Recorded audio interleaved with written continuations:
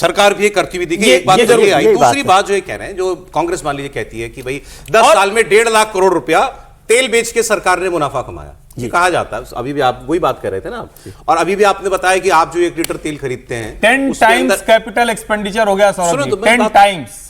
Agreed, सरकार ने खर्चा भी किया, कोई नहीं कह रहा। वो कह रहे हैं कि जो आप तेल 1 लीटर खरीदते हो उसमें कितना % टैक्स दे रहे हो, केवल आप लागत ही नहीं भर रहे हो ना, उसमें टैक्स भी भर रहे हो। तो वो सरकार और कंपनियां उसको कमा रही हैं।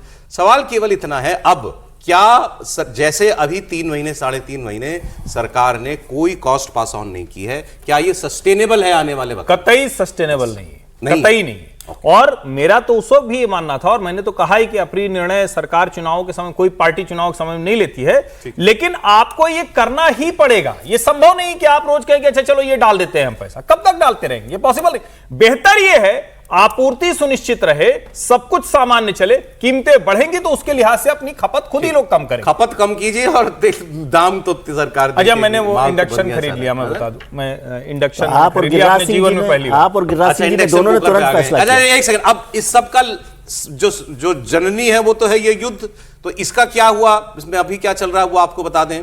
अमेरिकी राष्ट्रपति डोनाल्ड ट्रंप ने ईरान के नए शांति प्रस्ताव को खारिज कर दिया है, तो अभी कोई सूरत नहीं निकल रही है हल की। तेहरान ने रविवार को पाकिस्तान के जरिए अमेरिका को एक प्रस्ताव भेजा था। इस प्रस्ताव में युद्ध खत्म करने, फारस की खाड़ी और हॉर्मुज स्ट्रेट में समुद्री सुरक्षा सुनिश्चित करने, ईरान पर लगे प्रतिबंध हटाने और परमाणु कार्यक्रम पर बातचीत की बात कही गई थी। ईरान अपने परमाणु कार्यक्रम और हाईली एनरिच्ड यूरेनियम पर पूरी तरह समझौता करने को तैयार नहीं है, लेकिन वो कुछ कंसेशंस देने के लिए तैयार है। और ट्रंप को उसने ये प्रस्ताव पहले भी दिया था, लेकिन एक बार फिर इस प्रस्ताव को खारिज कर दिया गया है। तो ये भी एक बड़ी खबर है। अच्छा, इस बीच में यहाँ तो हम तेल कम करने की अपील हो रही है, खपत की कम करने की अपील हो रही है। देखिए दुनिया में क्या हो रहा है। ईरान ने अब उसका जो खार्ग आइलैंड है उसके पास एक बहुत बड़ा तेल रिसाव का देखा गया कि तेल यहां समंदर में बह रहा है। सैटेलाइट तस्वीरों में समंदर में फैला तेल साफ नजर आ रहा है, और रिपोर्ट्स के मुताबिक अमेरिकी प्रतिबंधों और नौसैनिक दबाव की वजह से ईरान के तेल निर्यात पर असर पड़ा है। कई तेल टैंकर फंसे हुए हैं और देश के पास अब तेल स्टोर करने की जगह नहीं है। यहां लोगों को तेल मिल नहीं रहा और उसको स्टोर करने की जगह नहीं मिल रही है। इस वजह से आशंका जताई जा रही है कि उसने ये लाखों लीटर तेल जो है इसको उसने समंदर में बहा दिया है। ट्रंप क्या कहते थे कि तेल निकालना ना एक नॉन स्टॉप प्रोसेस है, वो आप उसको बंद नहीं कर सकते आप। वो तो एक तेल निकल रहा है और दुनिया में बिक रहा है, यूज भी हो रहा है, तो वो एक निरंतरता थी उसके अंदर। अब जब उसका तेल जो है उस मात्रा में बिक नहीं पा रहा, तो वो प्रोडक्शन तो हो जा रही है। तो उन्होंने कहा था कि ये 3 हफ्ते में अगर ऐसा ही चलता रहा तो 1 महीने के अंदर वो फट जाएंगी सब पाइपें, डैमेज हो जाएगा सब कुछ। तो वो तो नहीं हुआ, लेकिन इतना तो दिख रहा है कि प्रोडक्शन अभी भी ईरान की जारी है और उसके पास स्टोर करने की जगह नहीं है। तो ये संकट बना ही हुआ है अभी, उसके बीच में हम ये सारी बातें कर रहे हैं समीर जी। और ये बहुत बड़ा मतलब पर्यावरण का संकट भी उत्पन्न हो जाएगा अगर समुद्र में इस तरीके से तेल छोड़ेगा, तो वहाँ मतलब किस तरीके से संकट उत्पन्न होगा। मुझे लगता है कि ट्रंप अभी भी और युद्ध रुक नहीं रहा, और ट्रंप किसी भी तरीके से कोई समझौता करने की स्थिति में नहीं है। ईरान भी हथियार डालने के लिए तैयार नहीं है। तो अगला कदम क्या होगा? क्या ईरान और अमेरिका के बीच में जो दोनों लड़ रहे हैं उसके चक्कर में पूरी दुनिया इसी तरह परेशान होती रहेगी तेल को लेके, जो आज भारत परेशान होने की स्थिति पे चला गया और दुनिया के तमाम देश हो रहे हैं।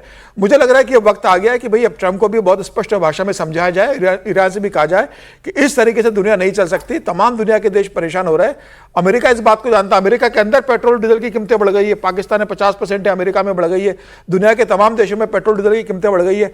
भारत में जरूर भारत सरकार ने अभी इस कीमतों को बढ़ने नहीं दिया है, लेकिन जिस तरीके से प्रधानमंत्री मोदी का बयान आया वो इस दिशा के इंगित करता है कि भाई फिलहाल अमेरिका और ईरान के बीच में कोई शांति समझौता और युद्ध रुकने की स्थिति नजर नहीं आ रही है। यह स्थिति लंबे खिंचने वाली है, भारत सरकार को ये लगता है, और इसीलिए प्रधानमंत्री मोदी ने अपील की जो लंबा युद्ध चलने वाला है, कुछ महीने तो मान के चले। निश्चित रूप से मुझे लगता है कि प्रधानमंत्री इस स्थिति को भांप लिया और इसलिए देशवासियों से कहा है कि आप अपनी जरूरतों को कम करें, क्योंकि फिलहाल जहां से हमें तेल मिलता था, प्रधानमंत्री ने कहा कि हमारे पास कोई तेल के कुएं नहीं है कि हम खुद तेल निकालें, हम दूसरे पर निर्भर है। तो हमारी निर्भरता दूसरों पे और हमारे पास सप्लाई नहीं आएगी तो देश को सफर करना पड़ेगा। तो अपनी जरूरतों को कम करें। मुझे लग रहा है कि अब ट्रंप के ऊपर दबाव बढ़ना चाहिए कि ट्रंप जिस दिशा में जा रहे हैं, अगर वो कल फिर इमरान पर हमला कर देते हैं और फिर 15 दिन महीने भर के लिए अगर जल डबरू मध्य में या स्टेट ऑफ हॉर्मुज से जहाज निकलना बंद हो जाते हैं, तो दुनिया में और भारत के लिए और एशिया के लिए कितना बड़ा संकट खड़ा होगा। अगर हमारे यहाँ वो एक्चुअली इलेक्शन के चक्कर में इसकी कवरेज भी थोड़ी कम हो गई थी, लेकिन हमारे यहाँ अगर कोई संकट नहीं हो रहा तो मतलब तेल कहीं से तो आ ही रहा है। त्रिपाठी जी ने बताया कि वो डाइवर्सिफाई किया हुआ था, वो हम यहाँ से 40-45% तेल इसी स्ट्रेट ऑफ ऑस्ट्रेलिया हॉर्मुज से से लेते कहीं थे से और देशों से आ रहा मंगा होगा, तो आपूर्ति अभी तक तो मेंटेन्ड है। मेजर प्रॉब्लम कॉस्ट है। अब सर ये मुझे बताइए कि ये जंग रुकने के जो प्रयास चल रहे हैं, कहीं अभी तक लग रहा है आपको कि कुछ कामयाबी मिल सकती है? अभी तक तो मुझे नहीं दिख रही है। और जो अमेरिकन प्रेसिडेंट को CIA ने जो रिपोर्ट दी है उसमें कहा है कि 39 दिन 39 डेज तक नाकेबंदी जो है वो ईरान झेलने में समर्थ है पूरी तरीके से। उसके बाद ही उसके नाकेबंदी का कोई असर होगा। 39 डेज तो काफी हफ्तों से तो करीब करीब मुझे लगता है उसके नज़दीक पहुंच रहा है। तो अभी 39 डेज मुझे नहीं लगता है, लगता है 20-25 दिन हुआ होगा। तो इंतज़ार कीजिए कि 20-25 दिन बाद क्या ईरान का स्टैंड में क्या बदलाव होता है, क्योंकि जो नाकेबंदी है उससे कहा यह जा रहा है कि लॉस ईरान का जितना हो रहा है उससे ज़्यादा पूरी दुनिया का लॉस हो रहा है। और ईरान कम से कम 39 दिन तक इस नाकेबंदी को झेलने में समर्थ है। उसके बाद उसके डोमेस्टिक पॉलिटिक्स पर उसका असर पड़ सकता है। अब उसके बाद या तो वो झुकेगा या फिर झुकेगा या फिर जंग के लिए जाएगा। और अमेरिका भी मुझे लगता है कि दोनों अभी प्रिपरेशन के मुद्रा में है।